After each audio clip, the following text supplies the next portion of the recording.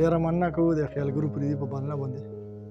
اول خو ټولو نوستو ملګریو له د غزل د ودو مبارکي او ډېر خوشحال شو چې موږ دغه ملګري په خوشحالۍ موږ سره یو ځای شو.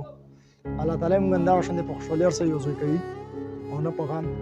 ډېر خوندور محفل وشو. ډېره مننه کوو تاسو ټولو چې دومره په ذوق سره او دومره په خاموشۍ سره تاسو دغه محفل نه خوند واخیستو.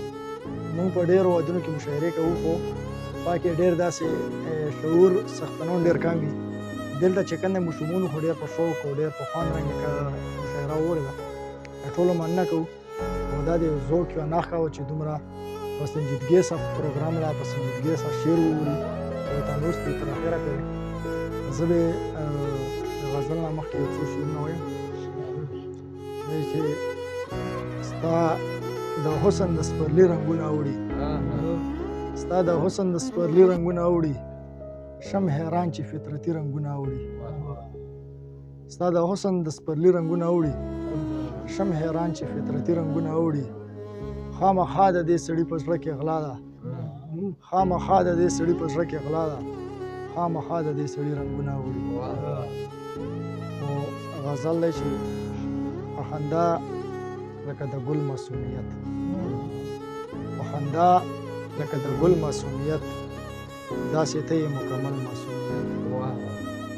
په خندا لکه د ګل معصومیت، داسې ته یې مکمل معصومیت. او رنګ روغن ډول سینګار ورپسې بیا دي، رنګ روغن ډول سینګار ورپسې بیا دي، دی په حسن کې اول معصومیت.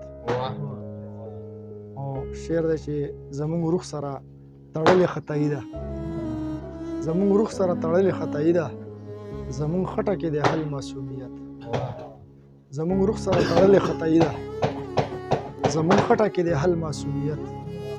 او شعر پکې دی چې لولکۍ ده که ګلونه او که سترګې، لولکۍ ده که ګلونه او که سترګې، خو زما خوښېږي تل معصومیت.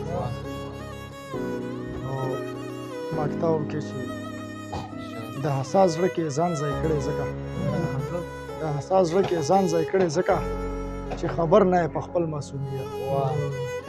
ډېره مننه.